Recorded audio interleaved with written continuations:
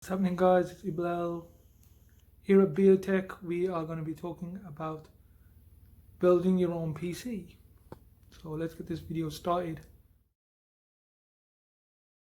Okay, so like I said, this is about building your own PC. And specifically, we're going to be talking about the components and the main component, which is the main components that you need for a PC: the motherboard, CPU, graphics card, RAM, and power supply. Motherboards. Let's talk about motherboards. There are three main sizes: ATX, micro ATX, and mini ITX. Yes, I know what you're thinking. Well, mini is supposed to be is bigger than micro, but in the world of motherboards, it is smaller. Now, what things you need to remember is the smaller you go with motherboards, the less slots you'll have, specifically for RAM and for say PCIe slots. I always get that wrong. With the micro ATX and the mini ITX boards, you'll get mainly one PCIe slots and maybe two or four RAM slots. I know some micro ATX boards that have four slots, but mainly they have two. Mini ITX boards will definitely have two slots. Now, that's not to say that it will be single channel, or you can have dual channel on micro ATX boards and mini ITX boards. If you don't know what those are, I will explain those in another video. Okay, CPUs. If you don't know what CPUs is, it's basically the computer's processor and brains of everything your computer will do. There are two main companies, AMD and Intel,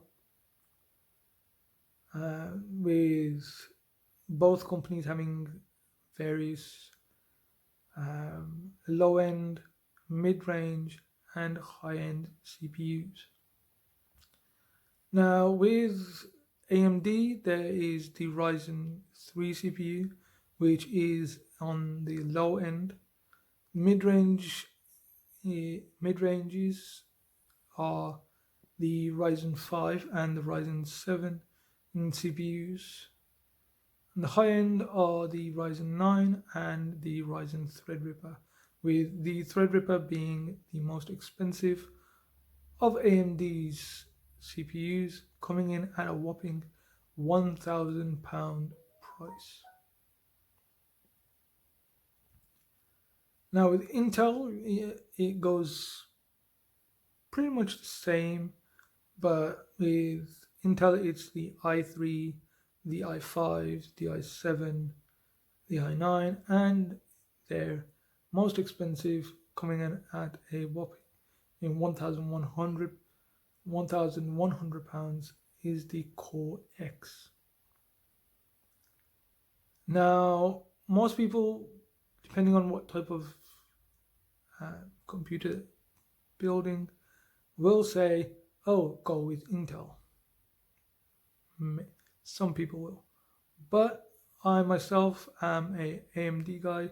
I like the Ryzen 5 because it is their mid-range, their lower mid-range CPU, and it is probably the most affordable CPU out there on the market, which will help you do gaming if you're going to do gaming on the PC on your PC, or even if you're doing just basically using it as a workstation. Now, the one thing I will say is that if you're a gamer and you're looking for a good CPU, I will go with the Ryzen 5 or the Ryzen 7. Mainly because of, overclocking. So why not? And they are a lot more affordable than their Intel counterparts. Along with having more cores and more threads than their Intel counterparts. Because for some reason, when Intel were doing the i5 and i7 processors, they decided to stick with their quad core setup, which basically just means you have 4 cores in your processor with, I think it's 4 threads as well, which kind of lacked in overclocking ability. With Ryzen, all the CPUs are unlocked, so you can basically overclock all of them. Though overclocking, I wouldn't suggest it if you are starting out in PC building, because overclocking can reduce the lifespan of components such as the CPU and the GPU if you overclock them. Okay, let's get on to the main component that will cost you the most in any PC build, and that is the GPU. Now, right now in the UK, the US, pretty much everywhere, there is a GPU shortage. Again, just like the PlayStation, white hair there, just like the PlayStation 5, demand is exceeding supply, with GPUs now being either on low stock or basically out of stock. The lower end CPUs, GPUs, I should say. I should just say graphics card. It'll make my life a lot easier. Will definitely be out of stock, like your 1660 Supers, your 2080s, 2060s, even some 3060 GPUs are out of stock. 3090s definitely out of stock. So it's really difficult right now to be building a PC. Though if you do want to build a PC, want to go around building your own PC, there are pre-builds that you can buy. Now, I would suggest going with companies that are very well known, like NZXT or Micro Center or VRLA, because they will give you high-end good PCs built to your specifications, and they will deliver. And when I say deliver, I mean they will deliver it to your door, depending on where you are, in about a week. If you're in the States, definitely about a week, maybe 2.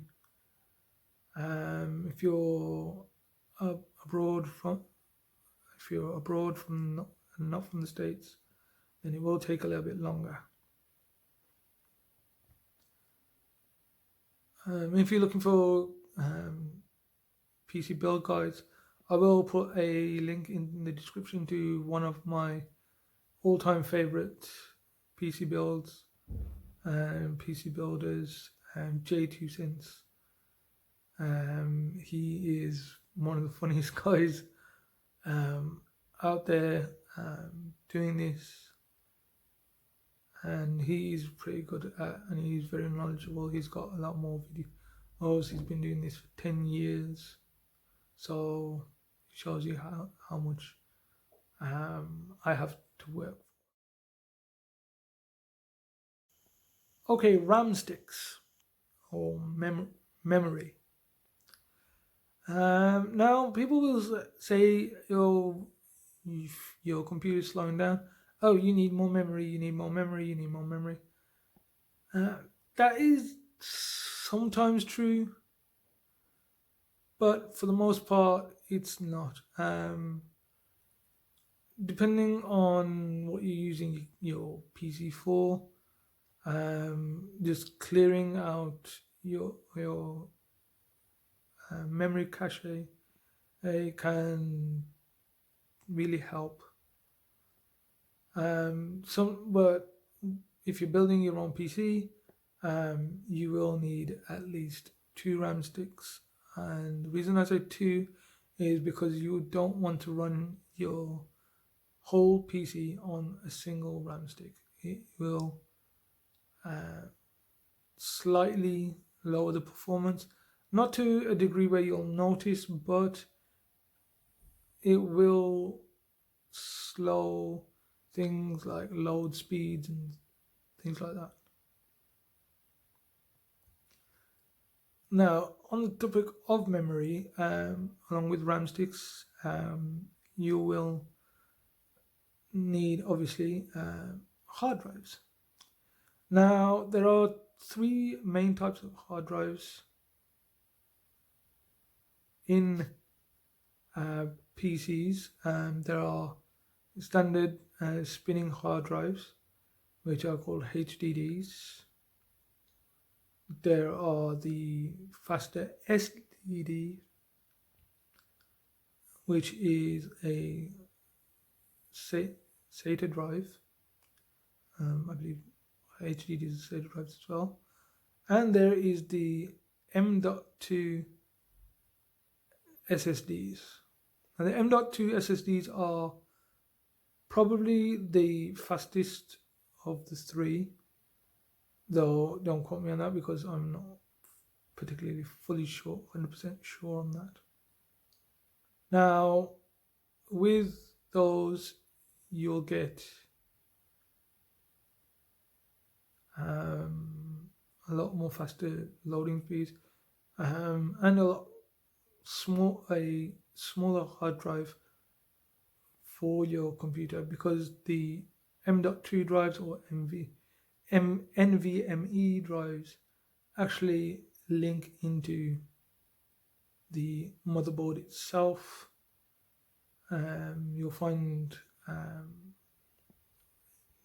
the information on that in your motherboard guide. Now, what I would suggest is using all 3 if you're using it for gaming and as a gaming and workstation, because with the SATA drive, the SSD, the 2.5-inch,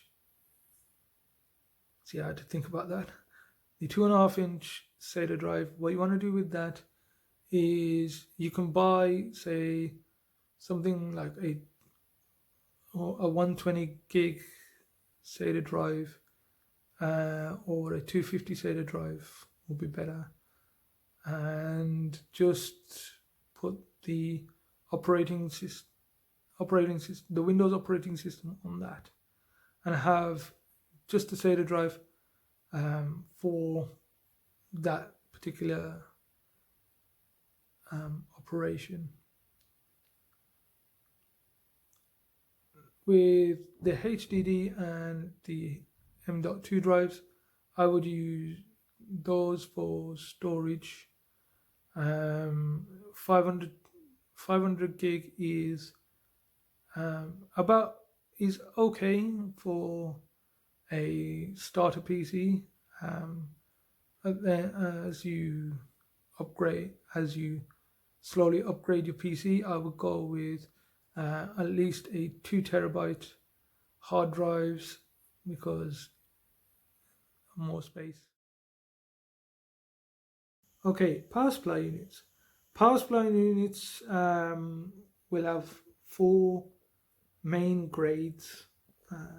You'll have the lowest grade, which is bronze, then goes to silver, then gold, and then platinum. Obviously, the platinum graded power supply units will be the most expensive ones.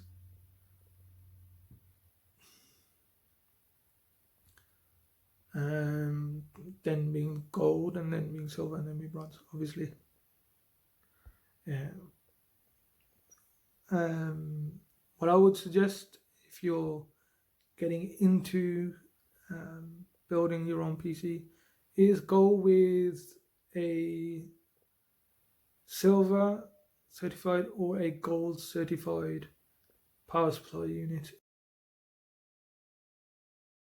Okay, now that you've got your main components, um, let's talk about cases and fans. Now, with cases and fans, there are many companies that do cases and many companies that do fans. But with fans, I would suggest using the Unifans from Lee and Lee. Um, there's Corsair fans, but again, with the Unifans, they're the most versatile because you only need one fan plug due to the Unifans unique interlocking abilities. That's right. With Unifans, you can lock them together. You can lock, I think it's up to 5 fans, and have them powered on one uh, through one power lead. Obviously, you need to buy if you are going to buy the Lee and Lee fans, you need to buy the starter pack, which has 3 fans, the control and the control unit. Without the control unit, you're basically using the normal fans, normal pins, motherboard pins. With the Unifans and the controller, you'll only be using, I believe it's put up to